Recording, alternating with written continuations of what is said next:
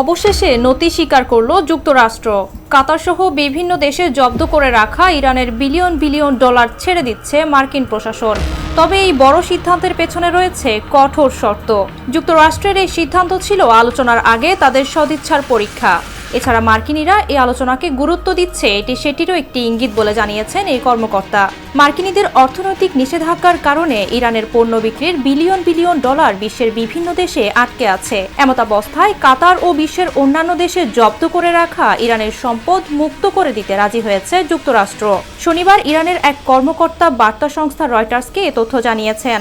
এদিকে গতকাল ইরানের স্পিকার বাঘের গালিবাফ মাইক্রোব্লগিং সাইট এক্সে এক পোস্টে জানান, পাকিস্তানের ইসলামাবাদে যুক্তরাষ্ট্রের সঙ্গে তারা ততক্ষণ আলোচনা শুরু করবেন না যতক্ষণ লেবাননে ইসরায়েলের হামলা বন্ধ না করবে এবং তাদের জব্দকৃত সম্পদ যুক্তরাষ্ট্র ছেড়ে না দেবে।